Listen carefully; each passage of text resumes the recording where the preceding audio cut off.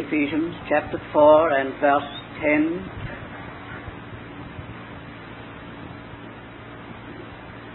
He that descended is the same also that ascended far above all the heavens, that he might fill all things.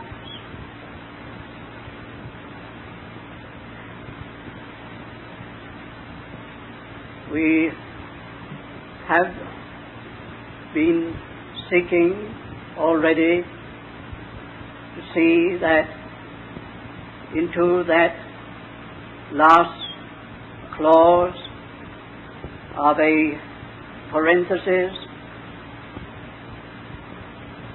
the Lord's servant has packed the mighty fullness of his apprehension of Christ.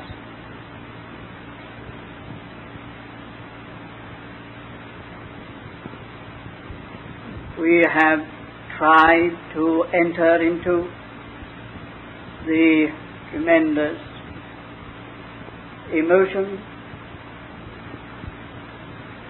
in which the apostle set himself to write this circular letter, and having at last the opportunity to be free from all his travellings, journeyings, and on-the-spot occupations with affairs of churches, being now detached and shut up in his imprisonment, he found it the occasion for which his heart had doubtless often longed for giving expression as far as he could to some of that mighty store of accumulated spiritual knowledge of the Lord Jesus. And this letter is an opening of those floodgates, pouring out in superlative upon superlative, beggaring of language to find some way of expressing what Christ had become revealed to him. Here in this fragment, mighty fragment, there is a summing up of it all, final vision of that wonderful Lord. He might fill all things. His Lord Jesus at last filling all things. We have seen that this great He to whom the apostle refers is the subject of the whole Bible. We have traced the unveiling of Him, the 7 great stages of that unveiling from eternity past through time to the ages of the ages. In each stage of which the apostle been seeing depths of meaning. Well, now we come from that wide range, that vast scope, and seek to fasten down on one or two particular emphases as we go on. And firstly, quite clearly, this phrase is itself indicative of the greatness of the Lord Jesus, that he might fill all things.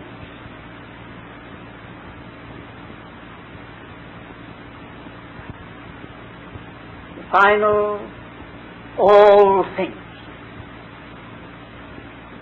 It's impossible to get outside of that. That is final. There is no more that can be added. All things just means what it says. Everything. Just all things. And this eternal, divine determination and design, it has been revealed to the apostles to be that Christ does fill all things. It is a predeterminate counsel of God that he shall. God hath, it is said elsewhere, designated a day in which he will judge the world in the man whom he hath appointed. That is this Lord Jesus. It is therefore indicative of the greatness of Christ. How can one person fill a universe? Fill all things? Well, it's not so difficult a question to answer.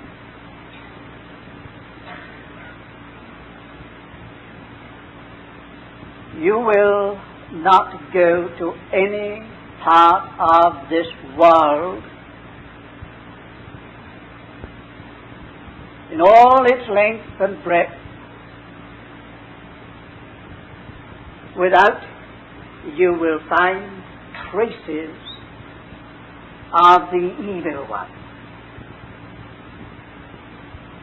Wherever you will go, you will find that which indicates and betrays that the evil one has been there.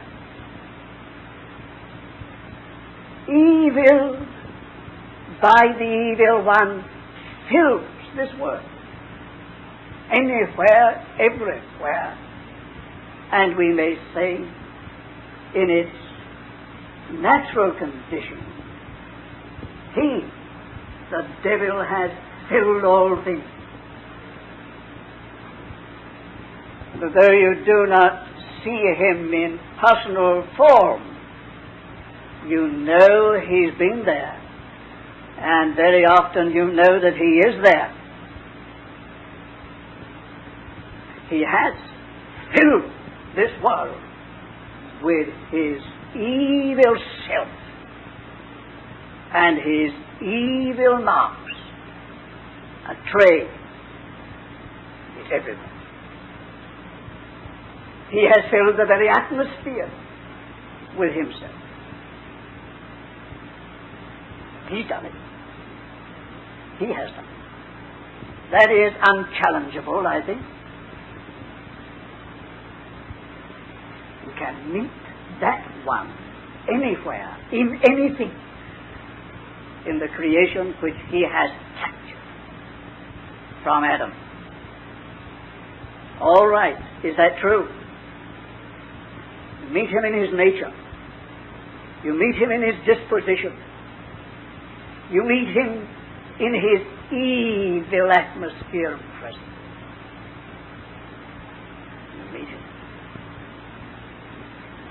in exactly the same way. Christ is going to fill all things. That thing is going to be purged out by eternal fire. completely purged out. No trace of it will be left or found when God has done his work in this creation. But it will not be avoided.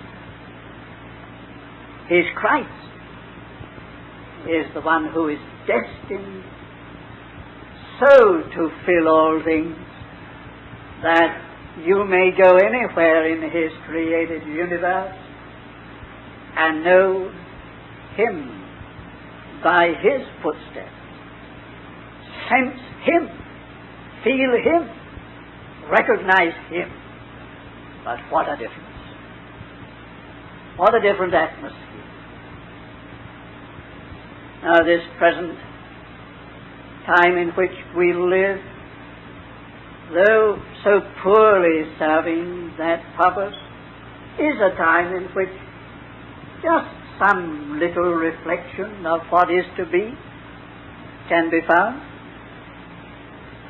It is a very blessed thing to be where Christ is. It's a good atmosphere, isn't it, to be in when he is present and he is filling all hearts. There is a behavior, a conduct, and a disposition that is so different when he has his place in a company, in life. We don't have too much of what is sometimes called heaven on earth. There's a lot of room for more of that. But we here tonight know just a little, very little, of this changeover. The enemy is still present and about to spoil, to mar everything. But if only the Lord has people in whom really he has his lordship expressed, his place fully given, it's a very blessed place to be in and condition to enjoy. There's a little of it in this world already. Would there were more. But there it is. What I'm saying is leading to something else, of course. But here is the indication of what the Lord intends. And one says that, dear friends, because you will understand that we very much dislike living in abstractions and visionariness, words, beautiful ideas, that sort of thing, that realm of imagination. We must always have some practical ground on which to build these great conceptions. And so, when we speak about the time when he will fill all things with himself in this way of character, of nature, of disposition, of conduct and behavior, when we speak about that, we must have something to put our feet down upon for the present. And so it is that the great delight of Christian hearts is found in that kind of fellowship and relationship where Christ is everything. And that it is a real thing. It is a real thing. It is possible to know that now, is it not? It is. But I have said it's all too small. It's not by any means in all things. But that is the determinate counsel of God, that so it shall be that he, the beloved Son, shall fill all things with himself, his own wonderful character, divine character. Now here is something that sounds perhaps difficult to grasp and understand, but you notice the context of this phrase. He that ascended is the same also that descended. He that descended is the same also that ascended far above all. It was never necessary to have the incarnation if God wanted to fill all things as God, as deity. God could very well clear everything out and just fill everything with himself in sheer deity, sheer Godhead.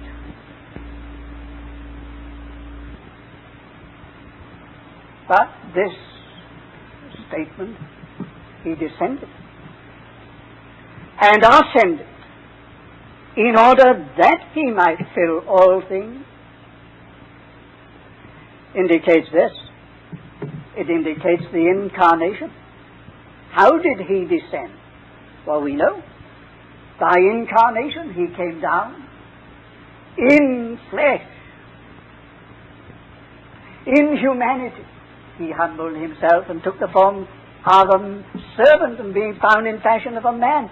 That is his descent into humanity, into the incarnation. Why? That he might fill all things humanity-wise. In other words, have people in whom and through whom he would fill all things. Have a race of human beings through whom he will fill all things, who will be his fullness and who will minister and transmit his fullness. Now that is one of the great arguments of this letter, you remember. The church which is the fullness of him that filleth all in all. It's to have people,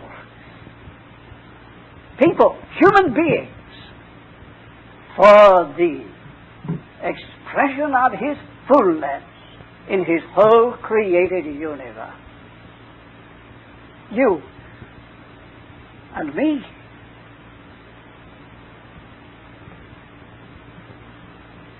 That's why he descended first and then ascended, that he might fill all things, in order that he might fill all things.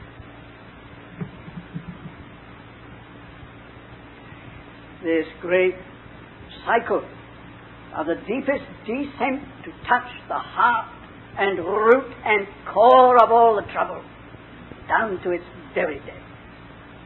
And his ascent far above all, far above all. There should be no realm left where he is not its fullness. He did that through incarnation, which itself means by way of human life, in order to have human life like that. Well, now, this is very great. Indeed, it's the greatness of this one who is able to do that. He must be very great. But that leads us to this law which governs all spiritual history and experience. There is a law governing all our spiritual history and experience.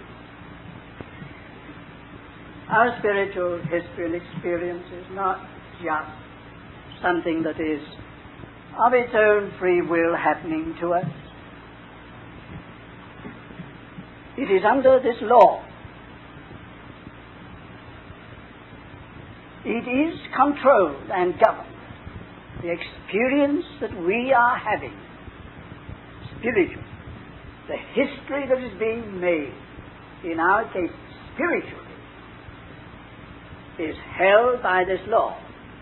And the law is that he might fill all things.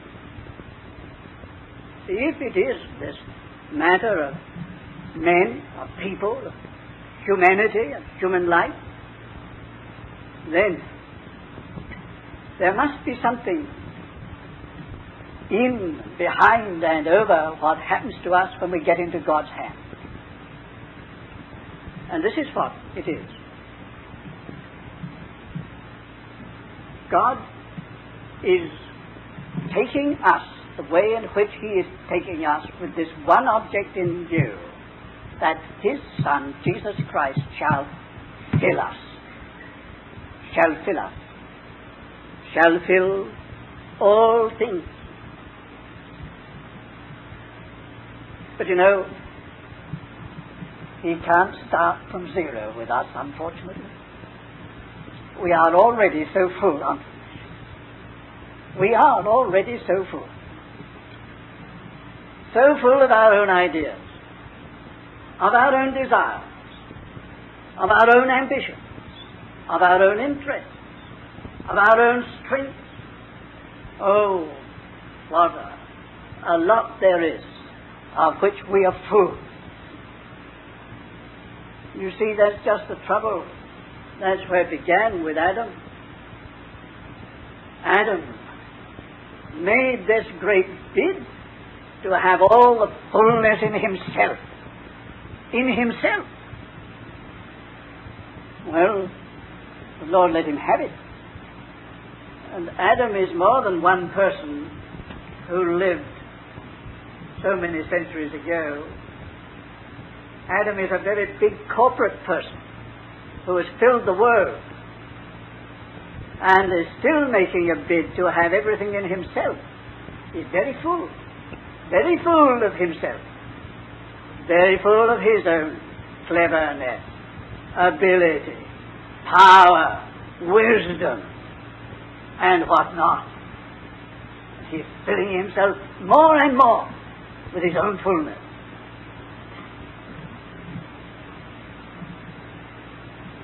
Well, let that be as it may with the big Adam. But what about the little Adams that we are? You and I.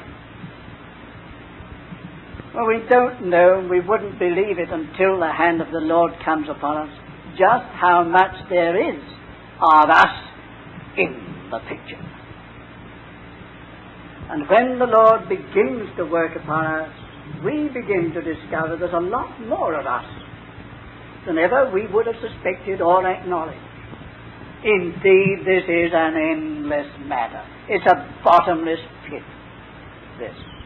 All the trouble is there, that there's something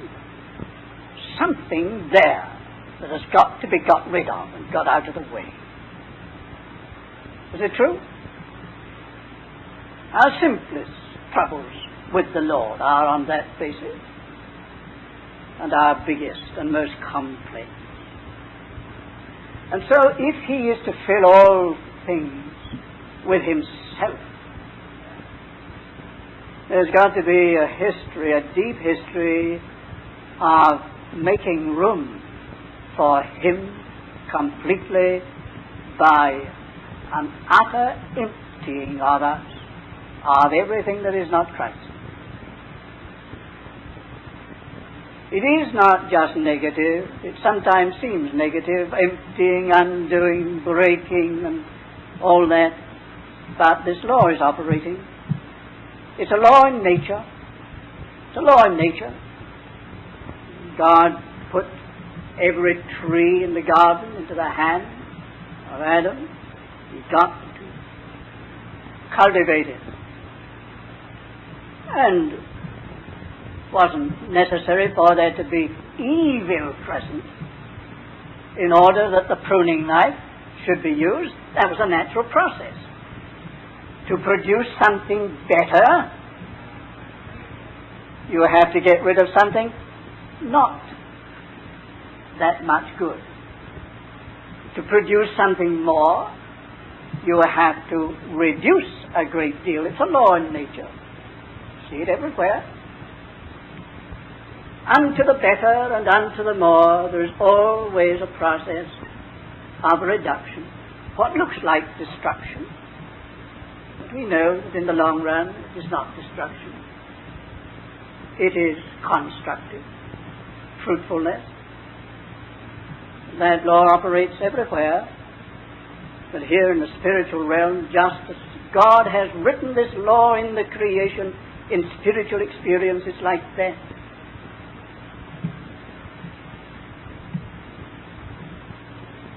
He's working, dear friends, with you and with me. On the one side, emptying, breaking down, cutting off, seeming to be reducing, emptying us of that other fullness which is in his own way and not his fullness, but always with this object, more of Christ, more of Christ, more of Christ. Now perhaps you say, some of you may say, well, there ought to be a very great deal of Christ if that is the explanation, because I'm having a pretty bad time. But here is where faith and patience are called for.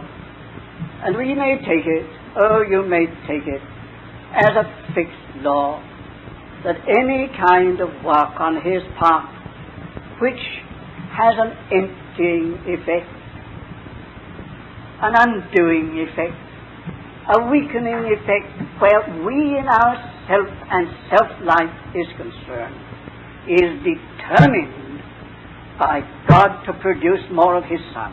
It's going to be, it's the eternal law. It's the law which is governing. Now you can see that the Bible is a record of this very thing. Yes, we've seen that Adam let in all the trouble of this self-fullness, which is the curse of humanity. The curse of humanity. And is going to prove the utter undoing of humanity. Make any mistake about it. A little indication of this almost weekly. That the cleverness of man can be his undoing. What he calls his wisdom and knowledge increasing can just be to his own hurt. However, leave that as it may be, but Adam opened this door to let in this accursed self-sufficiency. Self-sufficiency. Now, whenever you find that God comes onto the scene in relation to his end, his eternal end, and puts his hand upon any man or any instrument, he takes that instrument or that man through a history which for a long time is a thoroughly undoing history. Who comes to mind? Well, let's start with Abraham. We have every evidence that Abraham or Abram was a great man in Chaldea. A great man in Chaldea. Man of considerable substance and standing, possession and sufficiency. Stephen tells us that the God of glory appeared unto our father Abraham.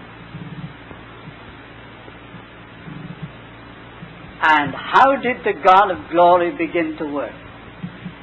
Well, he just hooked him right out of Chaldea and brought him into a place where all his own erstwhile fullness and sufficiency was gradually removed. Gave him not a foothold in it. No, not any place in it. A tent, and moving from place to place. No continuing city. Life of utter dependence upon God. He's being emptied. Notice the various stages of God's dealings with him. Right up to the point of requiring him to offer his Isaac. Did ever a man get nearer to the great heart of Calvary in the utter self-emptying, and when Abram was asked to give what to him was his all and his last in Isaac. Now this man's being empty. He's being empty. Very well. But God appeared unto him. Said, look abroad. If you can count sand at the seashore, so shall thy seed be. Lift up thine eyes to the heavens. You can count the vast constellations of the heavenly body, so shall thy seed be. Emptying unto vast fullness. The spiritual history, that's no mere teaching. Truth.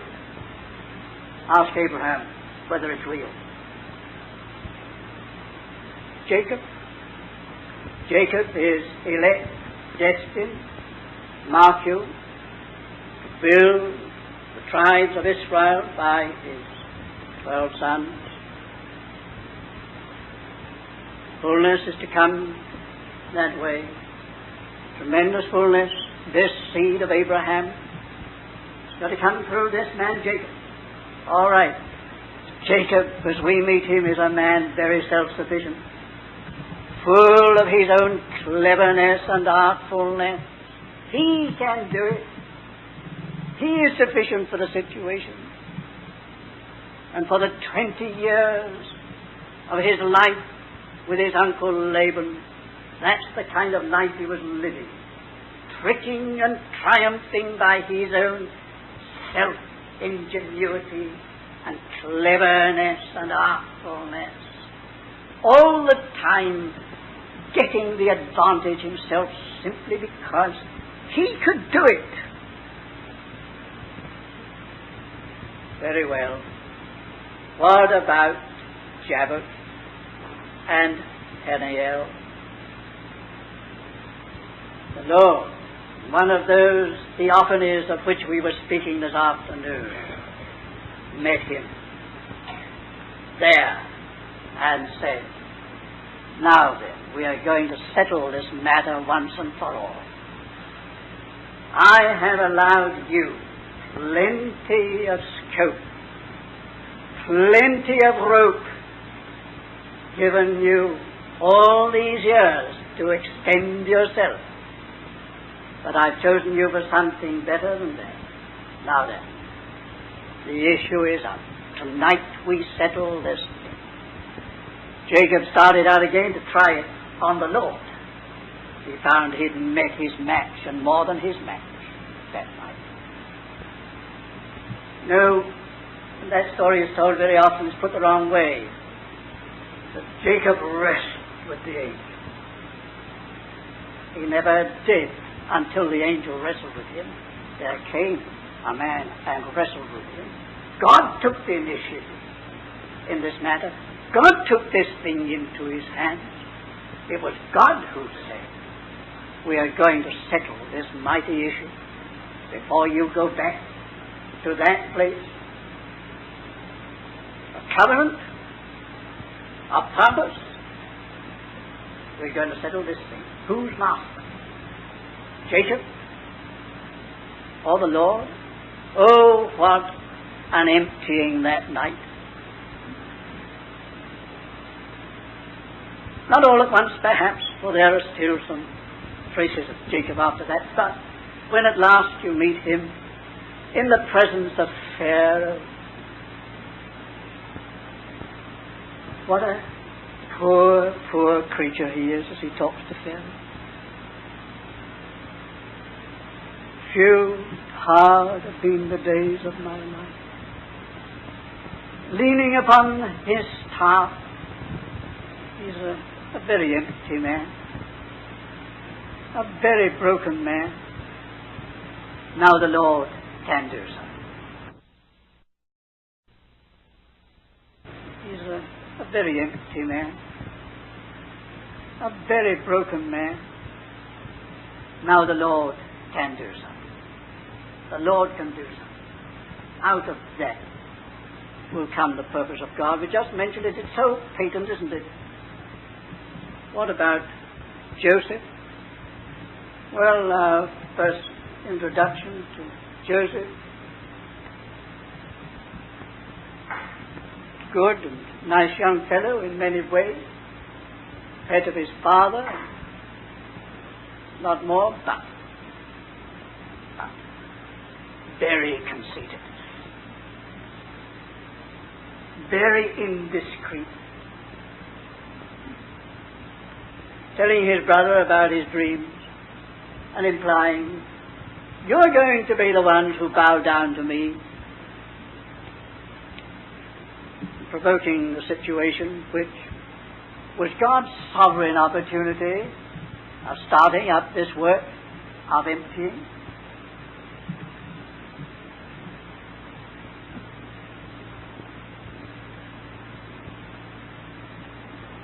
A dungeon is not much of a place to live in for 13 years, being forgotten and enduring all the hardships and difficulties, such a life, so that it is written, "And the iron entered into his soul." You know anything about the iron entering into your soul? Under the discipline of God's hand? Well, we need not enlarge. Here's this man indeed being emptied, isn't he? Of all his conceits. But at last, what fullness? Fullness for Egypt and fullness for his own brethren and for the rest. It's the way. What about Moses? Now Moses was learned in all the wisdom of the Egyptians.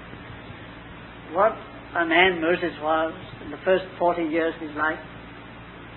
How full of everything, wasn't he? How full. So full that he thought he could do it. But he smote the Egyptian, challenged the Hebrew. He thought he could do it. All right. He's very full. 40 years, the backside of a desert is well calculated to empty you of that sort of thing. And you're not surprised at the end of 80 years, he says, "I cannot. I am not able." Very well, says the Lord, "Come then, and I will send you." Same story. What an emptying unto a filling. Israel, well, we dare not dwell upon Israel as a nation. The Lord's hand upon Israel passed to David. One thing about the Lord's dealings with David is this: the working of this law of emptying, humbling, and making so utterly dependent in order to bring him to the highest place of Israel's fullness in the Old Testament. There it is. And so it goes on. Only taken out those illustrations, the thing, dear friends, the Lord is working by this law. He's working toward this end, that he might fill all things. But unto that, how we have to be empty. How we have to be empty. What an emptying work he has to do. There is nothing that stands in the Lord's way more than self-sufficiency. It's only another way of saying pride. Pride. That stands in the Lord's way. And when he has done with us, there will be no room or ground for any pride. No more. Down there, so far as we are concerned. But oh, look at the end. The divine end. The increase of Christ. That he may fill all things. Now, this we note as we close this for the present. This reversing of things from whatever fullness there is with ourselves, to make way for His fullness, has to have a crisis. It has to have a crisis. Truly, as the Lord met Jacob that night, as truly as the Lord met Moses in a crisis, as truly as the Lord met Saul of Tarsus in a very real crisis. There has to be a crisis. There has to be a time and a place where you and I come before the Lord over this matter of self-life and Christ-life. And we say, this is settled. So far as position is concerned, so far as acceptance is concerned, so far as the foundation is concerned, now it's settled, God helping me once and for all, that it is to be no longer I, but Christ. No longer I, but Christ, in anything. It is to be, for me to live is Christ. It's a crisis. Everything doesn't happen in the crisis, but the position is secured, the ground is taken, and it must be. No doubt many of you know that. Many of you know there was a time, more or less extended, may have been a day, a night, or it may have been a period, but it was a time in your life when the crisis was raised as to the self-life and the Christ. It has to be like that. But from the crisis, process begins. Process of the Christian life under the hand of the Lord is just this, all the way along, deeper and ever deeper. If it is so, take heart. Let us try and take all the comfort we can from it. Deeper and deeper is this self-emptying to bring to the greater fullness of Christ in us. It's a process going on. And, dear friends, it seems to me, both from the Word and experience, that at the end there won't be much of us left. There won't be much of us left in any way at all. If the Lord isn't everything, God help us. That's what we're coming to. That's what we're coming to. It's going to be the Lord or nothing. He's working that way, but He's working that way. And when He works, by that process, He intends it to be according to His predeterminate counsel, that He might fill all things. A crisis, a process, but blessed be God, a climax. Word reveals, this very letter with which we are occupying reveals that day, that glorious day of the climax, when it shall be glory in the church unto all ages, forever and ever. Now, if what we have said is true, there is another thing that we ought to think about, at least think about. It is this, that measure now is going to determine hereafter. Going to determine the measure hereafter. What the Lord is doing with us is not just an arbitrary thing. The Lord is creating capacity for spiritual things. Creating capacity. All the fullness of what is spiritual lies ahead in the hereafter, the ages of the ages. The measure in which that fullness is expressed in us will be the measure of the capacity which the Lord has been allowed to develop in us now. It matters, you know. I don't understand the New Testament at all. This New Testament of mine is a perfect enigma if what I'm now saying is not true. Why all this in the New Testament? If willy-nilly we're going to come into all the fullness of it, if it doesn't matter at all about now, we're going to have it if we belong to the Lord. We're going to have it all if we are the Lord's.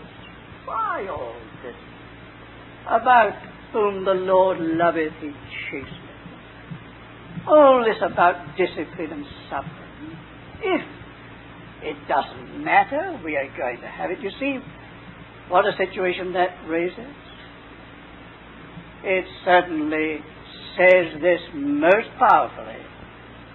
The measure in which the Lord gets his way with us now is going to determine our measure in the glory. Our measure in the glory.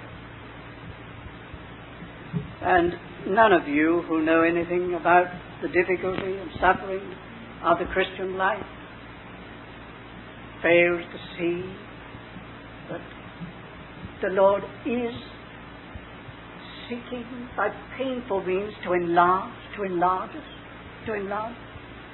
We start out with a very little spiritual capacity for having, receiving, knowing, understanding.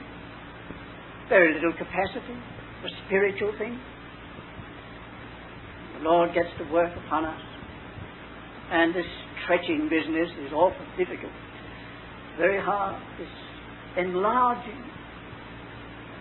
The psalmist said, in pressure hast thou enlarged me. Pressure unto enlargement. It's a painful business, isn't it? But the Lord is working to increase our capacity. Thank God this is true. Although it's so imperfect, we feel that we haven't made very much progress in this yet at best. Some of us can see that today we can understand, we do know in an intelligent way what at one time altogether outside of us, beyond us. We are learning, we are growing in understanding. We are becoming more and more capable of receiving the things of God. It's like that, well, that's the normal Christian life. Quite normal. What the Lord is doing with us. This law, we are saying, of Christ ultimately filling all things is governing our spiritual history and our spiritual experience day by day. What then is to be done where we are concerned? Well, it's the old matter of applying our hearts very definitely and very earnestly to learn the lessons of our suffering, to learn the meaning of our trials and adversities, to find out where more of Christ has to come in by this breaking of ourselves.